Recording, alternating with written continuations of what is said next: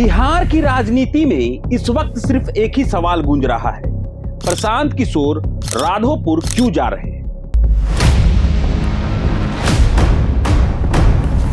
नमस्कार, मैं अभिषेक आनंद और आप जुड़े हैं प्रभात खबर के डिजिटल प्लेटफॉर्म के साथ। राजनीतिक रणनीतिकार से नेता बने प्रशांत किशोर अपने जन स्वराज आंदोलन को एक नए मोड़ पर ले जा रहे हैं। पीके ने ऐलान किया है 11 अक्टूबर से वह अपने चुनाव प्रचार अभियान की शुरुआत राघोपुर से करेंगे और यह तारीख यूं ही नहीं चुनी गई है।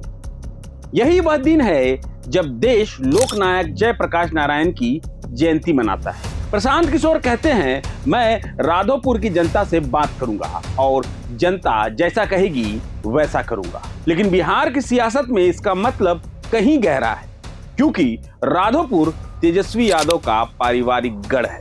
2020 के विधानसभा चुनाव में तेजस्वी यादव ने राघोपुर से 48,000 से ज्यादा वोटों से जीत दर्ज की थी। यह सीट न सिर्फ यादव परिवार की परंपरा का प्रतीक है, बल्कि राजद की राजनीतिक ताकत का केंद्र भी मानी जाती है।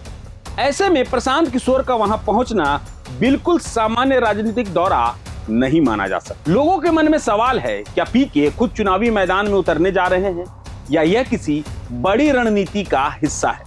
एक न्यूज चैनल से बातचीत में प्रशांत किशोर ने कहा, मैं बिहार को बदलने के संकल्प के साथ निकला हूं और उसी राह पर चल रहा हूं। हमारी उम्मीदवार सूची को देखकर बिहार खुद तय करेगा कि बदलाव की शुरुआत कहां से हो रही है। उनके इस बयान में भले ही साफ ऐलान नहीं था, लेकिन संकेत सब समझ गए। जन स्वराज ने अपनी पहली उम्मीदवारों की सूची जारी की है। कुल 51 नामों में से 17 उम्मीदवार अति पिछड़ा वर्ग से हैं। प्रशांत किशोर का दावा है कि किसी पार्टी में इतनी हिम्मत नहीं कि 30% से ज्यादा टिकट पिछड़े वर्ग को दे सके, और जन स्वराज ने यह कर दिखाया है। वहीं राजनीतिक विश्लेषकों का मानना है, राघोपुर का मैदान प्रशांत किशोर के लिए सिर्फ चुनावी नहीं बल्कि प्रतीकात्मक महत्व रखता है। यह वही इलाका है जहां से बिहार की सत्ता की दिशा तय होती रही है, और अब जब पीके वहां जा रहे हैं तो यह एक स्पष्ट संदेश है, बदलाव की लड़ाई सत्ता के गढ़ में भी लड़ी जाएगी। जन स्वराज का सफर अब सिर्फ आंदोलन नहीं बल्कि एक राजनीतिक अभियान बनता जा रहा है।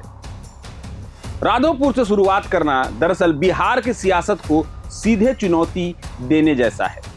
जहां एक तरफ तेजस्वी की राजनीतिक विरासत है, वहीं दूसरी ओर प्रशांत किशोर जनता बनाम व्यवस्था की लड़ाई का बिगुल बजा रहे हैं।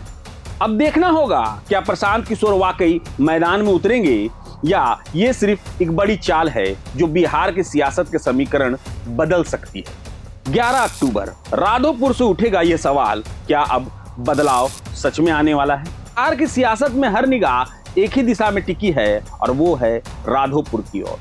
इस खास पेशकश में फिलहाल इतना ही।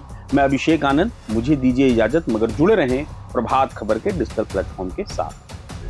प्रभातखबर.com, विश्वास वही, रफ्तार नहीं।